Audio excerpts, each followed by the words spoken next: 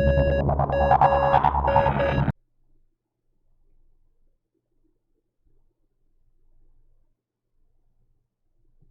everyone, Brendan here, and today we'll be talking about one of the decks that took our Saturday Night Magic by storm. This time is TOPXIC, God of the Tree, with its flip side, the Prismatic Bridge.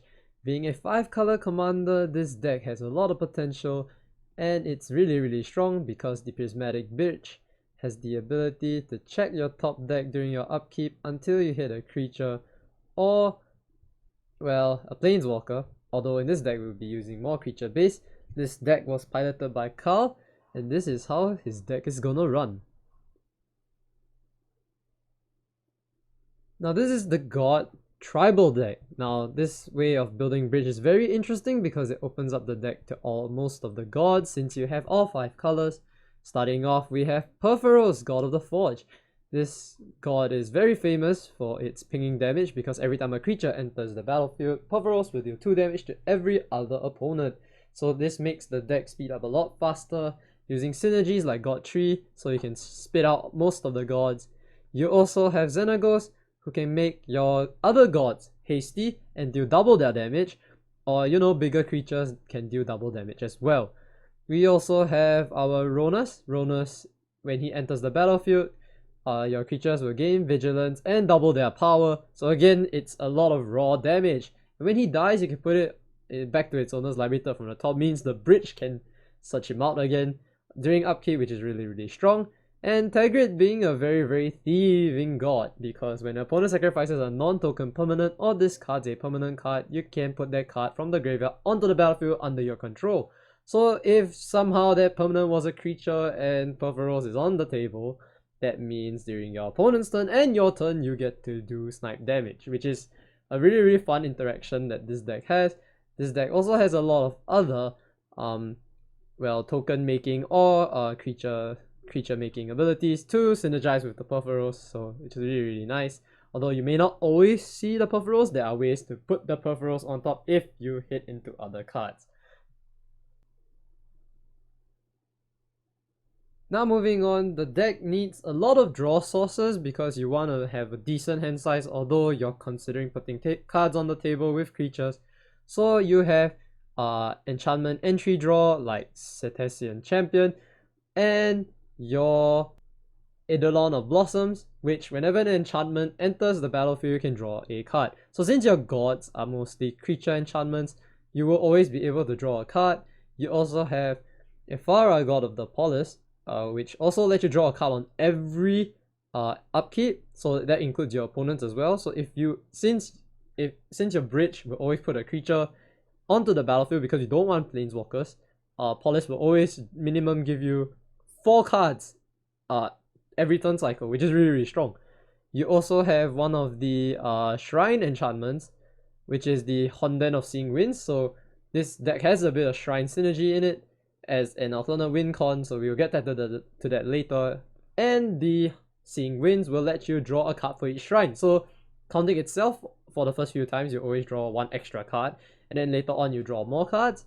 And then we also have Alrund, God of the Cosmos. So at the beginning or end step, you choose a card type and you reveal the top 2 cards and put all the chosen type into your hand and rest at the bottom of the library in any order. So this gives you a filtering mechanic. So you can choose to filter for cards you want, you can filter for cards you don't want, and then you put them in the bottom, or somehow you just filter out your deck of all the non-creatures, so you can hit the creatures or you can hit the specific creatures that sort of want to keep in your hand, and then the rest of them put in your deck, so you can have your bridge pop them out for free and get the value really nicely. So this is quite a stable end of the stick of continuous draw.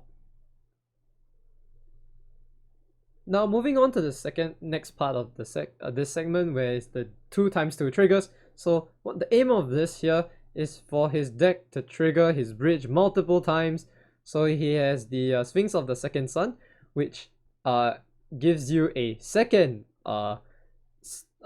starting steps like your untap, upkeep, and draw on your post-combat main phase. So after you spend all your mana in the first main phase, you get sort of like a second turn, and you get a second trigger off your bridge, which is really insane.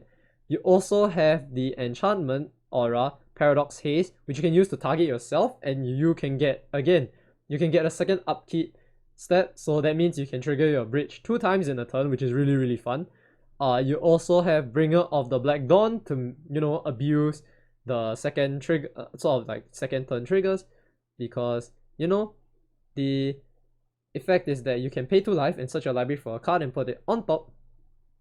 So it's literally sort of saying, oh, I can tutor for any card I want, I'm gonna put it out for free with my Prismatic Bridge, and then I will keep doing it. So it's a really, really fun way to make sure you have, and a really, really strong way as well to get, you know, cards on top of your deck if you see this first. So you can sort of set up the rest of your game with this, because paying 2 life is so cheap. You also can just pay Uber if this starts out in your hand. So paying Uber for this isn't so bad, because it's basically every turn you get like a Vampiric Tutor, which is pretty strong. Now, I did mention that there were shrines in this deck, so this is the alternate win con, shrines. So in this deck, we run Sanctum of All, Honden of Infinite Rage, Honden of Knight's Reach, and the Sanctum of Stone Fangs. So Stone Fangs and Knight's Reach here will deal, will kind of hurt our opponents in the sense that Stone Fangs will deal damage equal to the number of shrines. Knight's Reach will ask one opponent to discard cards, which sort of like, you know, gives them lesser resources to work with. And then Infinite Rage also deals damage per shrine, so it's kind of like double if you have Honden and Sanctum. And the Sanctum of All will let your shrines trigger twice. And at the beginning of upkeep, you can search your library or graveyard for a shrine and put it onto the battlefield for free. So if you somehow manage to cast Sanctum of All, you can slowly, with your Prismatic Bridge and the previous 2 times synergy, have a lot of upkeep triggers so they can keep putting shrines on the table and make sure you have a lot of, you know, not really say interactive pieces, but at least gradual damage or gradual value, which kind of helps the deck a lot. Cal also runs other shrines that can give him tokens. Honden of Life's Web is one of them, so he will get extra tokens, which synergizes with the Purphoros, and he has Sanctum of Fruitful Harvest, means he can get, you know, extra mana of any one color. So if he gets the Sanctum of Fruitful Harvest early, it's technically a mana rock every turn, which is actually pretty nice.